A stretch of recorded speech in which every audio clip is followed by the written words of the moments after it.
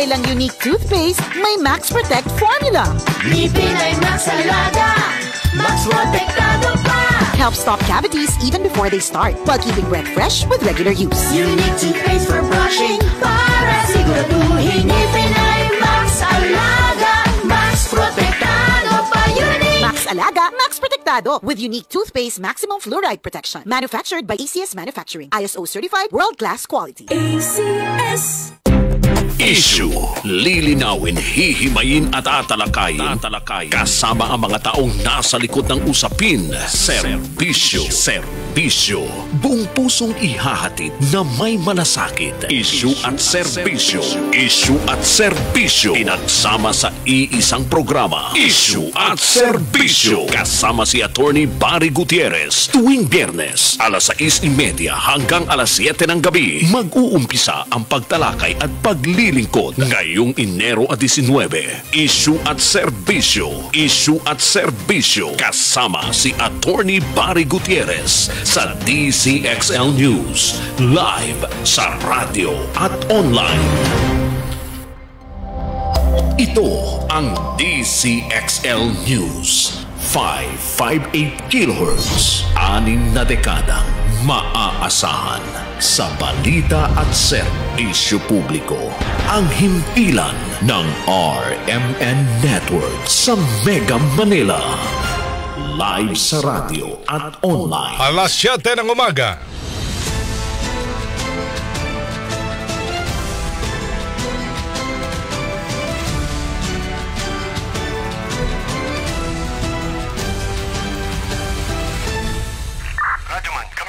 Live pong napapakinggan Radyoman, sa live Luzon, dito. Visayas, Mindanao. Narito na ang mahahalagang kaganapan sa loob at labas ng bansa. Unang-una mong narinig Sabayan na po tayong napapakinggan sa 65 RMN stations nationwide. Nandito tayo ngayon sa Ilagang Signal TV, Channel 309. Aris, bigyan kita diri. At sa WRMN, New York, USA. Wala pang ibang reporter dito. Napapanood din tayo sa YouTube at Facebook channel ng RMN Worldwide. Mula po sa RMN Broadcast Studios, Atlanta Center, Manila. Narito ang inyong kasamang tagapagbalita. RMN Network News. Mayong buntag, Luzon, Visayas ug Mindanao. Ako po si Radyoman Aljo Bendio Webers. 18 sa buwan ng Enero taong 2024. At Radyoman Zander Kayabyab. At narito ng ulo na mga mainit na balita. 2 pisong taas presyo sa kada kilo ng bigas binabala ng grupo ng mga magsasaka dahil sa epekto ng El Nino. Ilang pangunahing bilihin gaya ng asin tumaas ang presyo ayon sa DTI. Rekomendasyon ng Health Department na suspindihin ang premium rate hike ngayong taon pinag-aaralan ni Pangulong Ferdinand R. Marcos Jr. Panganib na dulot ng IV glutathione ibinabala ng DOH. Pagbabalik sa buwan ng Hunyo nang simula ng pasok sa eskwela, pinag-aaralan ng Department of Education. Mga pirma mula sa inilunsad na People's Initiative sa 400 lungsod at bayan sa bansa natanggap na ng COMELEC. Issue ng pagiging constitutional na People's Initiative handang dalhin ng Senado sa Korte Suprema. At sa ating entertainment news, MMFF entry na Rewind, nalampasan na ang pelikulang Hello Love Goodbye bilang highest grossing Filipino film of all time. RMN Network News. Detalye po ng ating mga balita, patuloy pa rin maapektuhan ng shear line at hanging amihan ang malaking bahagi ng bansa ngayong araw. At ay po sa DOST, ang Caraga, Davao Region at Northern Mindanao ay may tsansang makakaranas ng kalat-kalat na mga pagulan na may kasamang mga pagkidlat. Habang ang localized thunderstorm ang magdadala ng ulan sa nalalabing bahagi ng Mindanao. Posible namang maranasan sa Cordillera Administrative Region, Cagayan Valley, Aurora, Quezon, Metro Manila at nalalabing bahagi ng Luzon at Visayas ang mahihina hanggang sa katamtamang mga pagulan. Samantala, mahigit 7,000 individual sa Davao ang nananatili pa rin sa mga evacuation center dahil sa matinding pagbaha. Kasama natin roon si Radyoman Renz Barbarona ng RMN Davao. RMN Network News. Nagpapatuloy ang ang Department of Social Welfare and Development o DSWD-11 sa pamimigay ng tulong sa 45,000 na mga pamilyang naapektuhan ng matinding pagbaha bunsod ng shearline weather system dito sa Davao Region. Ayon pa na umabot na sa 3 million pesos na halaga ng tulong ang naibigay sa mga naapektuhan. May mga reports na mula sa Disaster Risk Reduction Management Offices sa mga probinsya na may mga pamilyang nakauwi na sa kanilang mga bahay, pero nasa 7,000 na mga individual pa ang nananatili sa evacuation centers sa Davao del Norte, Davao Oriental at Davao de Oro, partikular na sa Asuncion, New Corelia, Panabot City, Kapalong, Duhali sa Davao del Norte dahil hindi pa umano humuhupa ang baha. Kung saan dahil dito, nagdeklara ng state of calamity ang isang barangay sa Asuncion, ang Cambanugoy. Umabot rin sa 6 na landslide incidents ang naitala ng Davao de Oro, partikular na sa New Bataan, Nabunturan, Mangko at Mungkayo. Nagpapasalamat naman ang otoridad na walang casualties na naitala sa matinding pagbaha. Pinalahanan naman ng pag-asa ang otoridad at mga residente na malapit sa flood-prone at landslide-prone areas na maging alerto ngayong araw dahil patuloy na mararanasan ng pagulan dahil pa rin sa shearline. Kasama mo sa DX, RMN Davao, Radyo Manrens, Barbarona, Tatak RMN! Maraming salamat, Radyo Manrens, Barbarona. Pasok sa ilang paaralan at trabaho sa Davao Region nananatiling suspendido dahil pa rin sa masamang panahon. Report mula kay Radyoman Angel Ronquillo. Angel! Walang pasok ang ilang paaralan sa Davao Region bunsod ng naranasang masamang lagay ng panahon dahil sa epekto ng shearline. Sa datos ng National Disaster Risk Reduction and Management Council, kabuang 27 class suspension sa kanilang naitala. Kabilang dito ay ilang klase sa lahat ng antas sa pribado at pampublikong paaralan sa Davao de Oro, Davao Oriental, Davao del Norte, Davao Occidental at Davao City. Maging ang pasok sa trabaho sa mga nabanggit na probinsya ay suspendido pa rin. Sa pinakauling report ng NDRRMC, lubog pa rin sa baha ang 11 lugar sa Davao Region. Nasa mahigit 2,000 individual naman ang apektado ng sama ng panahon sa Davao Region, partikular sa Davao de Oro, Davao Occidental at Davao Oriental. Kasama mo sa DZXLR Manila, Radyoman Angel Ronquillo, Tatak RMN. Maraming salamat, Angel Ronquillo. Nakaamba pang tumaas ng 2 hanggang 3 piso ang presyo ng kada kilo ng bigas sa merkado sa susunod na buwan. Ito ang babala ng Federation of Free Farmers Cooperative kasunod ng epekto ng El Nino sa agriculture industry. Paliwanag ni Ginoong Raul Montemayor, ang national manager ng grupo, apektado kasi ang presyo ng local produce kapag tumaas ang presyo nito sa world market. Dahil sa El Nino, posibleng magtaas ng presyo ang mga bansang nagsusupply ng bigas at direktang apektado nito ang Pilipinas. Lalo 20% ng consumption ng bansa ay inaangkat. Yung well-milled rice, ngayon tumatakbo ng 50 to 55. Baka tumaas pa yan ng mga 2-3 piso kung sakaling tumindi yung epekto ng El Nino. Kasi magkakaroon ng reduction in production locally and then magmamahal din yung mga imported. So lahat yan may pressure yan sa presyo ng bigas sa palengke. Nagbabala rin ang grupong Bantay Bigas na posibleng pumalo sa 60 ang kada kilo ng regular milled rice sa mga pamilihan. Sa ngayon, nasa 54 hanggang 55 pesos per kilo ang pinakamurang halaga ng bigas sa mga malalaking palengke sa Metro Manila. 7:07 ang umaga, bukod sa mga magsasaka sa Benguet, umaaray rin sa pagkalugi ang mga magsasaka sa Nueva Vizcaya dahil sa bagsak presyong bentahan naman ng repolyo. Bunso dito ng anilay oversupply ng mga inaning repolyo mula pa noong Enero 5. Ayon kay Gilbert Cumila, General Manager ng Nueva Vizcaya Agricultural Terminal Inc., na ibebenta na lang ngayon sa 3 piso hanggang 7 piso, 7 pesos. Ang kada kilo ng Napa cabbage o Wong Bok, habang 4 pesos hanggang 8 pesos ang regular na cabbage. Kaugnay niyan, nanawagan si Federation of Free Farmers Cooperative National Manager Raul Montemayor sa pamahalaan na tulungan ang mga magsasaka. Bigyan sila ng informasyon para malaman nila kung anong dapat nila itanim at kailan. And then pag umali na sila, nandyan na yung post-harvest facilities kasama na cold storage para kung hindi nila maibenta agad, meron silang paglalagyan na hindi masisira. And then kailangan din yan yung linkage sa market kasi eventually kahit may cold storage ka, kailangan ibenta mo pa rin yan. So kailangan ito na yung sistema para madala yung mga produktos sa merkado. Pinakamabilis at pinakaparaan. Pinig po yan ni Federation of Free Farmers Cooperative National Manager Raul Montemayor sa panayam ng RMN Manila. Samantala, inatasan na ni Pangulong Ferdinand R. Marcos Jr. ang Department of Agriculture na ipatupad ang data-driven information system sa bawat planting season upang maiwasan ang overproduction. Inaprubahan na ng DTI ang dagdag singil sa mga pangunahing bilihin. Batay po sa bagong suggested retail price na inilabas ng DTI, siyam na grocery items ang nagtaas ang presyo. Ayon sa kagawaran, pinagbigyan nila ngayon dahil ilang taon na o noong 2018 pa ang huling hirit ng mga ito ng price increase. Ilan sa mga tumaas ay ang mga brand ng asin, habang sa halip na taas presyo ay binawasan po ang laman ng ilang mga brand ng kape na tinatawag na shrinkflation. Tiniyak naman ng DTI na binabantayan nila ito para masigurong tama ang timbang na nakalagay sa mga pakete ng iba't ibang mga item. Ilang mga mamimili kamot ulo ngayon dahil sa pagtaas sa presyo ng ilang mga produkto sa merkado. Report mula kay Radyoman Chill Emprido. Chill! RMN Live Reports. Problemado na naman ang mga mamimili dahil sa pagtaas ngayon ng ilang produkto sa merkado. Inaprubahan na kasi ng Department of Trade and Industry ang price increase sa hindi bababa sa siyam na item o produkto sa bansa. Sa panayam ng RMN Manila kay Aling Teresita Santos, sinabi itong kailangan na naman nilang magtipid at magbawas sa kanilang grocery sa loob ng isang linggo.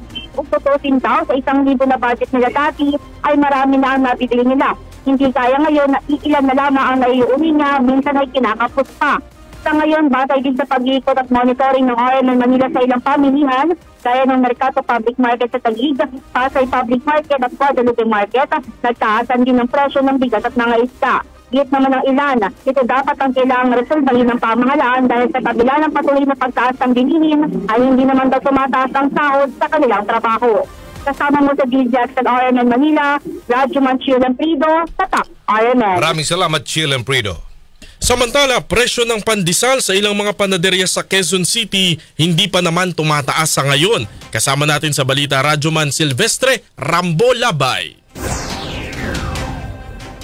Inihayag ng ilang mga tindera ng panaderya ng 2 taon nang hindi umano gumagalaw ang presyo ng pandesal na ibinebenta sa lungsod Quezon. Katulad na lang ng pandesal sa Kamuning Bakery na matatagpuan naman sa Barangay Kamuning, Quezon City, kung saan kwento ng mga empleyado ng naturang bakery na 2 taon na siya rito sa naturang bakery pero wala pa umano siyang natatandaan na tumaas ang presyo o gumalaw ang presyo ng kanilang pandesal.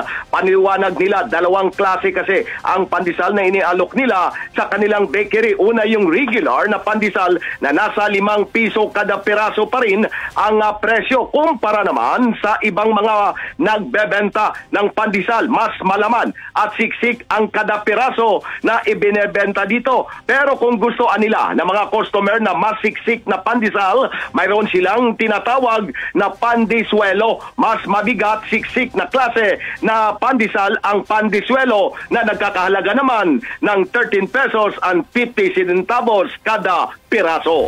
Kasama mo sa DZXL RMN Manila, Radyoman Silvestre Rambulabay, Tatak RMN. Maraming salamat, Radyoman Silvestre Rambulabay. Presyo ng mga pangunahing bilihin sa Lucena City walang paggalaw. Radyoman Edgardo Maceda, RMN Quezon sa balita. Edgard. Masigla pa rin ang kalakalan ng mga pangunahing sangkap sa pagluluto sa Lucena City Public Market. Kayang-kaya pa ng mga mamimili ang presyuhan ng sibuyas at bawang na nasa 140 pesos hanggang 160 per kilo. Kamatis ay 60 pesos ang kilo, habang ang siling labuyong ay 400 pesos per kilo. Luya 140 pesos, ang siling haba ay 150 hanggang 180 pesos ang kilo. Ang patatas ay 120 ang kada kilo. Repolyong bagyo 60 pesos. beans 140 pesos ang kilo. Sa ibang mga gulay, ang kada tali ng pechay, mustasa, kangkong ay 10 piso pa rin. 20 pesos naman ang kada tali ng sitaw. Samantalang presyo naman ng talong ay nasa 80 pesos ang kada kilo, kalabasa 50, ang palaya ay 100 piso ang kada kilo, ang isang upo ay 45 pesos at ang patola ay 60 pesos ang kada kilo. Sa presyo naman ng tuyo ay nasa 200 pesos hanggang 240 pesos ang kada kilo, habang ang tuyong dilis ay 300 pesos ang kilo. Kasama mo sa RMN Quezon Province, Radyoman Edgardo Maceda, Tatak RMN. Maraming salamat, Edgardo Maceda. Kukontrahin ng isang grupo ang komentong isinumite ng gobyerno sa Supreme Court upang ibasura ang petisyong inihain laban sa PUV Modernization Program. Kasunod yan ng paghahain ng komento ng DOTR at ng LTFRB upang harangin ang petisyon ng piston na maglabas ang korte ng TRO laban sa nasabing programa. Sa komento ng dalawang ahensya, sinabing hindi lumabag sa due process at sa karapatang makapaghanap buhay ang mga tsuper ang inilabas nilang kautusan. Pero ayon naman kay Bayan Muna Chairperson Nery Colmenares, bigong masagot ng DOTR at ng LTFRB ang pangunahing tanong sa petisyon na bakit kailangan pa ang consolidation para gawing moderno ang mga jeep. Una na ring nagsumite ang mga transport group na pabor naman sa PUV modernization ng motion of intervention para harangin ang hiling na TRO ng grupong piston. Alas 7:15 ng umaga, pinag-aaralan na ni Pangulong Ferdinand R. Marcos Jr. ang rekomendasyon ng Department of Health na suspendihin ang pagpapatupad ng 5% dagdag sa premium contribution ng PhilHealth ngayong taon. Hindi ba tapos pong irekomenda ni Health Secretary Teodoro Herbosa ang suspensyon dahil may sapat na pondo naman daw ang PhilHealth para makapaghatid ng health benefits sa publiko. Ayon kay Presidential Communications Office Secretary Cheloy Garafil, re-reviewin ni Pangulong Marcos Jr. ang naturang apela. Ibinungkay ni Herbosa ang suspensyon ng rate hike sa PhilHealth. Bunga na rin na mataas na presyo ng mga bilihin upang hindi masyadong mahirapan ang mga tao sa gastusin. Samantala, sakali naman anyang tumutol si Pangulong Marcos Jr. ay dapat ipatupad pa rin ang naantalang 4.5% premium hike noong 2023. Nakasaad sa Universal Healthcare Law na magkakaroon ng utay-utay na premium increase sa PhilHealth. At sa nasabing batas, nakasaad na dapat nasa 5% na ang taas sa contribution sa PhilHealth ngayong 2024. Sa kaugnay pang balita, ilan pang senador suportado ang pagsuspinde sa implementasyon ng PhilHealth Premium Rate Hike. Kasama natin sa balita, Radyoman Conde Batak. RMN Network News. Nadagdagan pa ang mga senador na nagpahayag ng suporta sa ginawang apela ni Health Secretary Ted Herbosa kay Pangulong Bongbong Marcos na isuspindi muna ang 5% premium rate hike sa PhilHealth contribution. Sinabi ni Senator J.V. Ejercito na bilang principal sponsor ng UHC law sa Senado ay kanyang sinusuportahan ang panukala ni Herbosa na suspendihin ang dagdag na kontribusyon sa PhilHealth. Katunayan ay naghain siya ng bill na nag-aamyenda sa UHC para i-adjust ang premium rates dahil kasalukuyan pang bumabangon ang lahat matapos ang pandemya. Suportado rin ni Committee on Health Chairman Senator Christopher Bongo ang proposal ng DOH Secretary, lalo't hanggang ngayon ay ramdam pa rin ng mga kababayan ang epekto sa ekonomiya ng COVID-19 pandemic. Anya, marami pa rin sa mga Pilipinong nahihirapan sa kanilang hanap buhay, kaya panawagan ito sa gobyerno na wag nang dagdagan ang hirap na kanilang dinadala. Apela ni Go sa PhilHealth na iprioridad ang pagsugpo sa mga anomalya sa ahensya, pagbutihin ang serbisyo at siguraduhin na ang bawat piso sa pondo ng taong bayan ay nagagamit para sa mga Pilipino. Kasama mo sa DZXL RMN Manila, Radyoman Conde Batak, Tatak RMN. Maraming salamat, Radyoman Conde Batak. Nagbabala ang Health Department sa panganib na maaaring idulot naman ang paggamit ng intravenous IV glutathione na hindi aprobado ng Food and Drug Administration.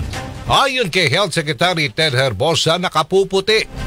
Opo, nakakaputi nga ng balat itong IV glutathione, pero nakakasira naman ito ng atay at bato na pwedeng ikamatay ng isang tao. Hindi ba tapos mapaulat ang pagkamatay ng isang babae matapos magpaturok ng glutathione at stem cell intravenous infusion mula sa isang klinika sa Quezon City. Ogday niyan, inatasan na anya niya ang regional office na alamin kung lisensyado ang klinika na nagsagawa ng naturang procedure. Idinagdag pa ng kalihim na ituturing ring illegal ang IV gluta dahil hindi ito rehistrado sa FDA.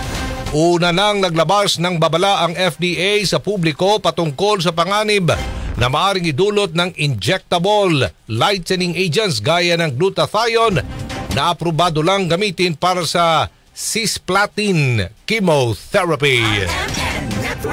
Pinag-aaralan na ng Department of Education ang posibilidad na ibalik sa Hunyo ang pagbubukas ng klase. Ito'y 3 taon matapos na ilipat ng DepEd ang pagsisimula ng klase tuwing Agosto at magtatapos naman kapag Hunyo.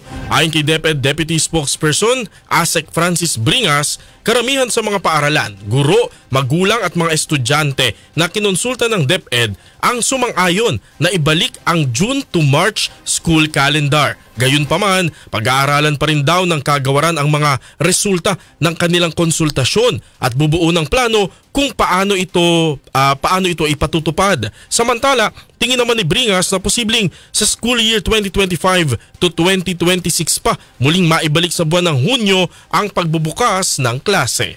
Alas 7:20 ng umaga, klase sa isang paaralan sa La Castellana, Negros Occidental, sinuspinde dahil sa nangyaring enkwentro sa pagitan ng militar at ng mga rebelde. Report mula kay Radyoman Albert Hiner, RMN Bacolod. Bert Bayngaga. Sinuspende ang klase sa Barangay Sag-ang, La Castellana Integrated School dahil sa nangyaring enkwentro sa pagitan ng Philippine Army at mga rebelde. Inutos din ni La Castellana Mayor Rumayla Nicor Mangilimutan ang paglikas ng 10 pamilya sa Integrated School habang nagsasagawa ng clearing operations ang militar. Sa naturang enkwentro patay ang 2 miyembro ng New People's Army na kinilala na sina Boy Baloy ng Barangay Linantuyan at Bernard Torres ng Barangay Buenavista, Gihulngan, Negros Oriental. Pero ayon naman na kay Kanor Alpeche, second deputy spokesperson ng Leonardo Panaligan Command New People's Army Central Negros, piki ang sinasabing enkwentro dahil kinuha sa kanilang bahay ang mga biktima at pinatay kasabay ang paglagay ng planted na mga armas. Kinampirma naman ito na pawang nasa red tag ng militar ang dalawa. Kasama mo sa RMN DYHB Bacolod, Radyoman Albert Hiner. Tatak RMN. Thank you, Albert Hiner. Sa iba pang balita, nasa COMELEC na ang mga pirma mula sa inilunsad na People's Initiative sa 400 lungsod at bayan sa bansa. Kabilang po sa mga lugar na pinagmulan ng mga pirma ay ang Quezon City, Maynila, Quezon Province, Laguna, Mandaue City sa Cebu at Iloilo. Ayon kay COMELEC Chairman George Garcia, sa ngayon ay wala silang magagawa kundi tanggapin ang signature forms at mag-issue ng certification. Kailangan din munang tiyakin ng COMELEC na walang nangyaring signature buying at masigurong lehitimo o hindi sapilitan ang pagpapapirma.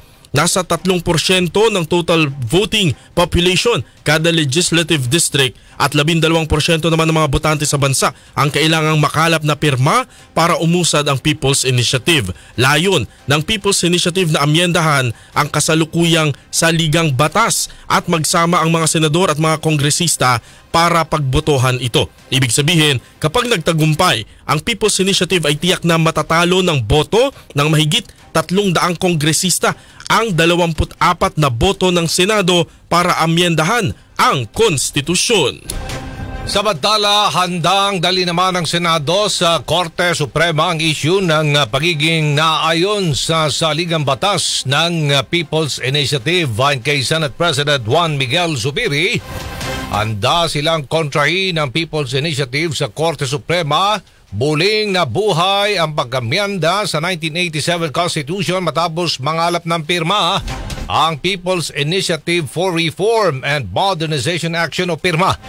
Lain nitong pahinain ang boto ng Senado dahil pagsasamahin ang pagbibilang ng boto ng mataas at mababang kapulungan. Bilang tugon, nagain si Zubiri ng resolution of both houses kung saan re-reviewin ang ilang probisyon ng saligang batas. Ayon kay Zubiri, nababahala ang Pangulong Marcos Jr. dahil sa pagiging divisive ng People's Initiative. Ito rin daw ang dahilan kung bakit inatasan sila ng Pangulo na pangunahan ng pag-review sa economic provision ng saligang batas. Sa Lunes, ipatatawag ni Zubiri ang lahat ng senador para pag-usapan ang issue ng charter change. Samantala, grupo ng mga magsasaka sa Panay at Guimaras tinawag na immoral at traidor na hakbang ang People's Initiative sa Chacha. Kasama natin sa balita Radyoman Joshua Kenneth Anas ng IFM Rojas. RMN Network News. Mariing kinukondina ng paghugpong sang mga mangunguma sa Panay, Guimaras o Pamangas ang anilay immoral at traidor na hakbang ng rehimen ni Pangulong Ferdinand Marcos Jr. sa pamamagitan ng People's Initiative upang baguhin ang 1987 Constitution. Ayon kay Lucia Capaducio, chairperson ng Pamangas at vice chairperson ng Kilusang Magbubukid ng Pilipinas, ito ay nagbabaliwala sa sitwasyon ng mga mamamayang apektado ng malalang sistema pang-ekonomiya at matinding kahirapan. Layunin umano ng People's Initiative na palawigin ang poder ni Marcos Jr. at paglipat sa isang parliamento na sistema ng gobyerno, pagsuko ng patrimonyo ng bansa sa mga dayuhan at posibleng pagtanggal ng probisyon sa pagbawal sa pwersang militar ng ibang bansa sa Pilipinas. Panawagan ng grupo sa iba pang sektor, institusyon at organisasyon na magkaisa sa paghayag ng umano'y maitim na balak ng rehimeng Marcos at hindi sang-ayunan ang iminumungkahing charter change o Chacha. Kasama mo sa RMN DYVR at IFM Rojas, Idol Joshua Kenneth Anas, Tatak RMN. Maraming salamat Radyoman Joshua Kenneth Anas. 10,000 mga informal settlers na maapektuhan ng Pasig River Urban Development Project, maganda ito, ililipat sa Tondo sa Maynila at sa probinsya ng Rizal. Report mula kay Radyoman Chanel Salazar. Chanel. Nakatakdang ilipat sa resettlement area sa Tondo, Maynila at sa mga ipatatayong pabahay sa Rizal ang nasa 10,000 informal settlers na maapektuhan ng rehabilitasyon ng Ilog Pasig. Ayon kay Pangulong Ferdinand Marcos Jr., agad niyang iniutos kay Department of Human Settlements and Urban Development Secretary Jose Acuzar na tiyaking may maayos na lilipatan ang mga maapektuhan simula pa noong mapagdesisyonan ng pamahalaan ang Pasig River Urban Development Project. Kaugnay nito, sinabi ni Acuzar na meron ng 2 ektaryang lupa para sa resettlement area sa Baseco, Tondo, Maynila na tatayuan ng halos 60,000 units na pabahay. May ginagawa na rin anyang clearing operation sa lugar para masimulan ang naturang proyekto. Bukod dito, mayroon na ring housing project sa lupang arenda sa Rizal. Dagdag pa ni Acuzar, isasabay ang pagtatayo ng mga pabahay at pagsasaayos ng Pasig River kung saan target nila itong tapusin sa loob ng 3 taon. Kasama mo sa DZXL RMN Manila, Radyoman Chanel Salazar, Tatak RMN. Maraming salamat Chanel Salazar. Hindi pinalampas ni Defense Secretary Gilbert Gibo Chodoro ang naging pahayag ng tagapagsalita ng Foreign Affairs Ministry of China na nagmumungkahi kay Pangulong Bongbong Marcos na magbasa ng mas maraming libro tungkol sa issue sa Taiwan. Kasunod dito ng pagbati ni Pangulong Marcos sa bagong halal na presidente ng Taiwan. Hindi ito nagustuhan ng China kung saan sinabi nga po ni Chinese Ministry of Foreign Affairs spokesperson Mao Ning na ang ginawa ng Pangulo ay paglabag sa One China policy. Git naman ni Secretary Chodoro, pangiinsulto sa Pangulo at sa buong Pilipinas ang naging pahayag ng Chinese Foreign Ministry. Pero hindi anya ito dapat ikagulat lalo na't ang pahayag ay nanggaling sa isang estadong salungat sa demokratikong pamumuhay ng Pilipinas at palaging gumagawa ng state-sanctioned propaganda at disinformation. Sa batala, hinatuan sa Surigao del Sur, niyanig na naman ng lindol. Report mula kay Radyoman Jojo Ferrol, RMN Surigao. Jo. Muling niyanig ng magnitude 5.7 na lindol ang hinatuan sa Surigao del Sur alas 8:31 kagabi. Ayon sa Philippine Institute of Volcanology and Seismology of PHIVOLCS, naging sentro ng lindol ang hinatuan sa Surigao del Sur at di umano'y aftershock ito ng magnitude 7.4 na lindol noong December 2, 2023. Maliban sa bayan ng hinatuan, naramdaman rin ang pagyanig sa Bislig City sa intensity 5, intensity 3 naman sa Caguait at intensity 2 sa Surigao City at Surigao del Norte. Intensity 1 rin sa Bukidnon, Cotabato, Davao, Cagayan de Oro, Misamis Oriental, Sarangani at South Cotabato. Ayon sa ilang residente ng hinatuan sa Surigao del Sur, muling naramdaman nila ang takot kagabi at inakalang lalakas pa ang lindol. May ilang pamilya ang nanatili pa rin sa mga evacuation centers at wala pang malilipatan na bahay. Maraming bahay sa kanila ang nasira epekto ng magnitude 7.4 na lindol nung nakaraang taon. Kasamo sa RMN Dexares, Surigao, Jojo Ferrol, Tatak, RMN. Salamat Jojo Ferrol. At sa ating entertainment news, MMFF entry na Rewind. Nalampasan na nga po yung pelikulang Hello Love Goodbye bilang highest grossing Filipino film of all time. Kasama natin sa balita, Josayan. #Salamat Lods. Ito na lang ang nasabi ng Filipino Film and Television Production na Star Cinema matapos ituring na ngayon na highest grossing Filipino film of all time ang romance drama fantasy film na Rewind.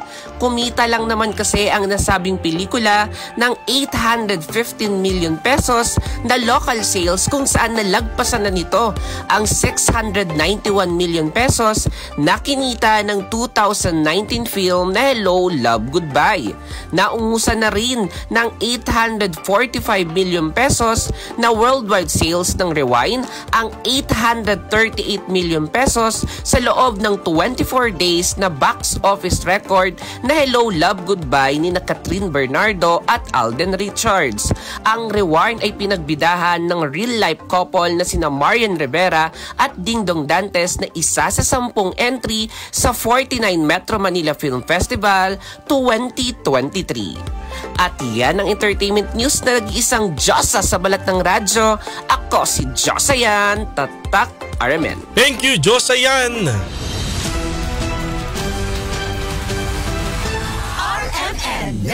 At sumayin niyo po ang mga nangungunang mga balita. Ito po si Radyoman Aljo Bendijo. Radyoman Zander Kayabyab. Mula po sa RMN Broadcast Studios, Atlanta Center, Manila. Bayo Buntag, Pilipinas.